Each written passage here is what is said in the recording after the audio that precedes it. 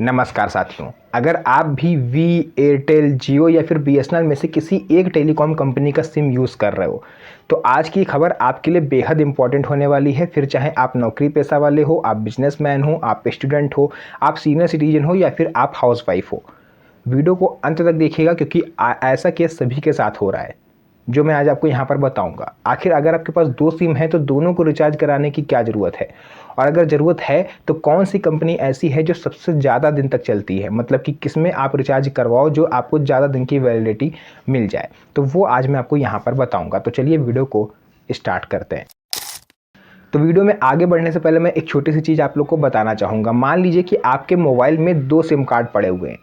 ये केस सभी के साथ होता है जो मैं आपको बताऊंगा, जिसमें से एक जो सिम होता है वो उनका बेहद इंपॉर्टेंट होता है क्योंकि उस पर उनकी कॉल वगैरह आती हैं, मीटिंग वगैरह होती हैं। बट दूसरा सिम जो है उसमें दिक्कत ये है कि वो उन्होंने अपने बैंक से लिंक करा रखा है या तो आधार कार्ड से लिंक है, मतलब रीज़न कुछ भी हो उनको वो दोनों सिम एक्टिव रखने पड़ते हैं, भले चाहे काम एक सिम का हो।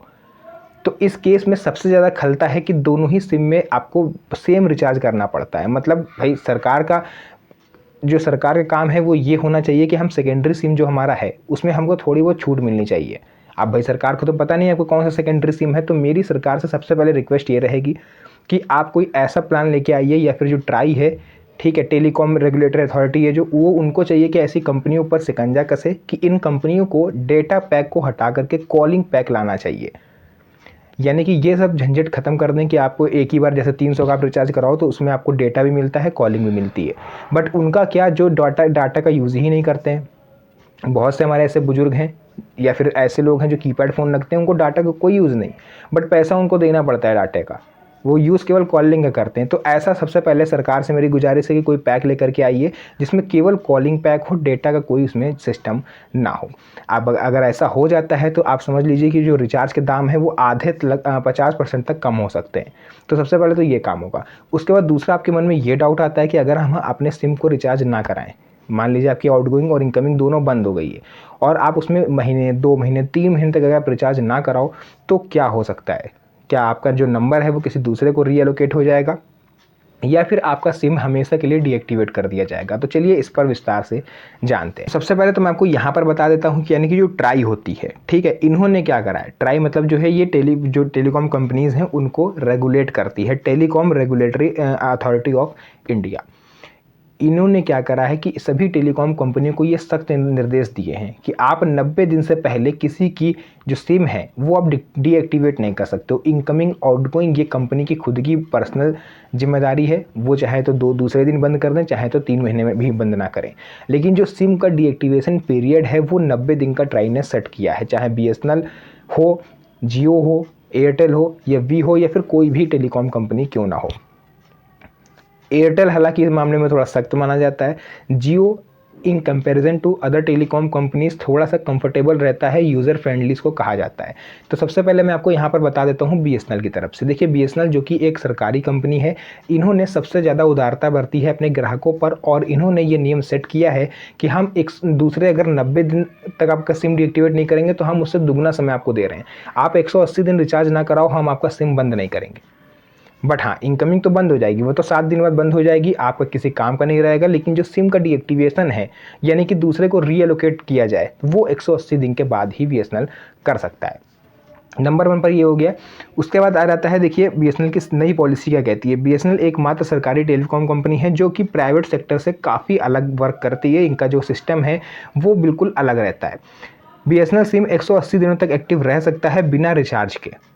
3-4 महीने ना रिचार्ज करने पर ये तुरंत बंद नहीं होता, यानी लगभग 6 महीने तक का समय आपको रहता है। इस बीच अगर आप रिचार्ज करा लेते हो तो ठीक है, वरना कंपनी के पास ये अधिकार है कि वो आपके नंबर को किसी दूसरे को रीएलोकेट कर सकती है। उसके बाद आप कोई क्लेम नहीं कर सकते। उसके बाद आ जाता है दूसरा, जियो। इसको थोड़ा सा यूज़र फ्रेंडली माना जाता है क्योंकि ये प्लान ख़त्म होते ही आउटगोइंग तो बंद कर देता है, बट ये इनकमिंग बंद नहीं करता। मेरे खुद के 2-3 सिम हैं जिस पर लगभग 1.5 से 2 साल होने को आ गया, बट इनकमिंग बंद नहीं हुई है। तो इस वजह से जियो को लोग ज़्यादा प्रेफर करते हैं, इसीलिए इसे यूज़र फ्रेंडली सिम कहा जाता है। हालांकि इनकी पॉलिसी भी यही है कि अगर आप 90 दिन तक रिचार्ज नहीं करते हो तो ये दूसरे को रीएलोकेट कर सकते हैं। और इनकी जो सबसे एक पॉलिसी है जिसको हम लोग सबसे ख़राब पॉलिसी कह सकते हैं वो ये है कि ये आपको बार बार रिमाइंडर भेजते हैं यानी आपके पास बार बार कॉल आएगी, हर दूसरे तीसरे दिन आपके कस्टमर केयर की तरफ से कॉल आएगी कि आपका सिम ये है, ये नंबर है, आपका इस पर रिचार्ज कराइए, अदरवाइज़ हम आपका सिम बंद कर देंगे। क्योंकि कोई भी टेलीकॉम कंपनी हो वो ये अच्छी तरह से जानती है कि अगर हम कस्टमर को कॉल करके कहेंगे कि आपका जो सिम है वो हम बंद करने जा रहे हैं, तो कस्टमर जो है वो पैनिक करेगा, वो हड़बड़ा जाएगा, तुरंत से रिचार्ज कर लेगा कि भैया जल्दी से रिचार्ज कर ले रहे हैं, ऐसा ना हो सिम बंद हो जाए। तो ये इनकी एक पॉलिसी होती है। तीसरे नंबर हम बात करते हैं एयरटेल की तरफ से। तो एयरटेल हालांकि मैंने जैसे पहले ही बोला, ये थोड़ा सा सख्त माना जाता है, क्योंकि ये आउटगोइंग तो आपको देता है, जैसे ही आपकी आउटगोइंग बंद होगी ठीक दूसरे से या तीसरे दिन ही आपकी इनकमिंग बंद कर देगा। फिर आपको इसमें रिचार्ज कराना पड़ेगा, उसके बाद ही आपका जो कॉलिंग वगैरह है सब वापस से ऑन होगा। लेकिन जैसे कि मैंने बताया, ट्राई के नियम के हिसाब से 90 दिन तक ये भी आपके सिम से छेड़खानी नहीं कर सकते, चाहते हुए भी आपके सिम को ये चेंज नहीं कर सकते, किसी दूसरे को रीलोकेट नहीं कर सकते। उसके बाद वी क्या करता है, ये वी देखिए थोड़ा सा इस समय डाउन चल रहा है इन कंपैरिजन टू, अगर हम अदर टेलीकॉम कंपनी से बात करें तो ये सबसे नीचे है। नीचे इसलिए है क्योंकि इसके यूज़र थोड़े से कम है, इसीलिए आप लोगों ने देखा होगा। जो भी वी के यूज़र हैं कमेंट सेक्शन में ज़रूर बताइएगा अगर मैं सही बोल रहा हूँ तो। वी क्या करता है, जैसे आपका प्लान ख़त्म हो गया, आपने रिचार्ज नहीं कराया, तो ये आपकी वैलिडिटी को एक्सटेंड कर देता है ऑटोमेटिक। यानी कि आपको कभी कभी ये 1 GB 2 GB डाटा भी फ्री में दे देता है आप लोग को 7 दिन के लिए, कभी कॉलिंग फ्री में दे देता है। तो ये अपने कस्टमर्स को ऑफ़र देते रहते हैं ताकि जो बचे कुछ कस्टमर हैं वो छोड़ के ना जाएँ।